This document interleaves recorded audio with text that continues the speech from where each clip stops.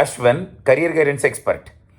JEE Mains 2023 Season 1 first day exam வந்து இன்றைக்கி முடிஞ்சிருக்கு. இப்படிப்பட்ட ஒரு சூழலில் எப்படியெல்லாம் நம்ம ஸ்டூடெண்ட்ஸ் எக்ஸாம் எழுதுனாங்க, நாம் அனலைசிஸ் பண்ணி சொன்ன கேள்விகள் எல்லாம் வந்துருந்துச்சா, நாம் கொடுத்த அந்த அனாலிசிஸ் படியே கட்டாயமாக எக்ஸாமுக்கு ப்ரிப்பேர் பண்ணலாமா அப்படிங்கிற அந்த விஷயத்தை கேட்டு தெரிஞ்சுக்கணும். அது இல்லாமல் இன்றைக்கி எப்படி எக்ஸாம் வந்து அவங்க எழுதுனாங்க அப்படிங்கிற விஷயத்தையும் நம்ம கேட்டு தெரிஞ்சுக்கணும்.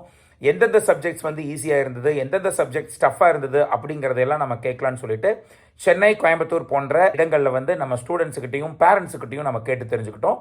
ஸோ அவர்களுடைய ஃபீட்பேக் வந்து நம்ம இப்போ பார்க்க போகிறோம். So let us watch their feedback and will come back. Ashwin sir தெரியுமா? அவரோட பார்த்துருக்கேன் யூடியூப்ல. அவர் கொடுத்த டிப்ஸ் எல்லாம் வந்து என் பையனுக்கு ப்ரிப்பரேஷன் நல்லா யூஸ் ஆச்சு. அதெல்லாம் எப்படி ப்ரிப்பேர் பண்ணணும்னு சொன்னார் எனக்கு. இப்போ லாஸ்ட் மினிட் டிப்ஸ் ப்ளஸ் என்னென்ன எடுத்துட்டு போகணும் எல்லாமே அவரோட கைடன்ஸ் பார்த்து நாங்கள் எடுத்துட்டு வந்தோம். ஸோ தேங்க்ஸ் ஃபார் அவருடைய கைடன்ஸ்க்கு. ஓகே, ரொம்ப ஹாப்பியா இருக்கு கேட்கறதுக்கு. So how was your exam? Exam டஃப்பாக தான் இருந்தது, சொல்ற மாதிரி. அஸ்வின் சாரோட வீடியோஸ் பார்த்தோன்னா கொஞ்சம் ஹெல்ப்ஃபுல்லாக இருந்துச்சு. கொஞ்சம் பயம் இல்லாம வந்தா அவரோட வீடியோ வந்து நல்லா எம்துவா வந்தோம். ஸோ பிசிக்ஸ், கெமிஸ்ட்ரி, மேத்தமேட்டிக்ஸ் எது டஃபா இருந்துச்சு, எது ஈஸியா இருந்துச்சு? கெமிஸ்ட்ரி ஓரளவுக்கு பரவாயில்ல, பிசிக்ஸ் தான் கொஞ்சம் டஃபாக இருந்துச்சு. ஓகே. ஸோ எப்படி நீங்க ஸ்டடி பண்ணீங்க? செல்ஃப் ஸ்டடியா இல்லை வெளில எங்கன்னா இன்ஸ்டியூட் போனீங்களா? நான் கோச்சிங் போறேன், ஃபிஜி போறேன். ஓகே. என்ன ரிசல்ட்ஸ் எதிர்பார்க்குறீங்க? அதை பத்தி சரி, ஓகே, ரொம்ப தேங்க்யூ ஸோ மச். உங்க பேர் அண்ட் ஸ்கூல் பத்தி சொல்லுங்க. என் பேர் விஜய். நான் விவேகானந்தா வித்யாலயா கோயம்பேட்டில் தான் படிக்கிறேன். ஓகே, இப்போ வந்து நீங்க ஜெய் எக்ஸாம் எழுதிட்டு வந்திருக்கீங்க. அதோட டஃப்னஸ் எப்படி, நீங்க நல்லா ப்ரிப்பேர் பண்ணீங்களா? ப்ரிப்பேர் பண்ணி டஃபா இருந்துச்சு, அதை பத்தி ஏதாவது சொல்ல முடியுமா? ப்ரிப்பேர் பண்ணேன், பட் இருந்தாலும் கொஞ்சம் டஃபாக இருந்துச்சு. மேக்ஸ்ல கொஞ்சம் டஃபாக கேட்டு வச்சிருந்தாங்க. ஆனால் ஃபிசிக்ஸ் வரவே பரவாயில்ல. ஃபிசிக்ஸ் வர பார்த்ததுனால யூடியூப் சேனல் பார்த்தனால கொஞ்சம் ஈஸியாக இருந்துச்சு. ஓகே, மற்றபடி மேக்ஸ் கொஞ்சம் டஃப், மற்ற ரெண்டும் ஈஸி, மற்றெல்லாம் டாப் ஸ்கோர் வந்துடும் அப்படி சொல்ல முடியாது. ஆனால் ஓரளவு பண்ணியிருக்கேன். மேக்ஸ் வந்து ரொம்ப கஷ்டமா இருந்துச்சு. நாங்க என்ட்ரன்ஸ் கேட்ல இருந்து வந்திருக்கோம். உங்க பேரு? கவின். ஓகே, எந்த ஸ்கூல்ல படிக்கிறீங்க? Devi academy. Okay. Career guidance Ashwin sir தெரியுமா? தெரியும், எங்க ஸ்கூலுக்கு கரியர் கைடன்ஸ் கொடுக்க வந்திருந்தாரு. ஓகே. சோ அவரோட வீடியோஸ்லாம் பாத்தீங்களா? பாப்பேன். இந்த ஜெய் எக்ஸாம் எழுதணும் சொல்லிட்டு லைக் அவர் வீடியோஸ்லாம் பார்த்து மோட்டிவேட் ஆனீங்களா? ஆனா அவர் நல்ல ஸ்டூடெண்ட்ஸை மோட்டிவேட் பண்றதுல பெஸ்டா இருக்காரு. ஸோ ஓகே, ஜெய் எக்ஸாம் எப்படி பண்ணீங்க? நான் பண்ணேன், எனக்கு my best. I given my best. Okay. So எந்த பார்ட் ரொம்ப ஈஸியா இருந்தது உங்களுக்கு?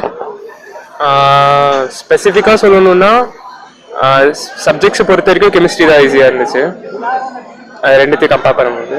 ஓகே, ரிசல்ட் எப்படி வரும்னு எதிர்பார்க்குறீங்க?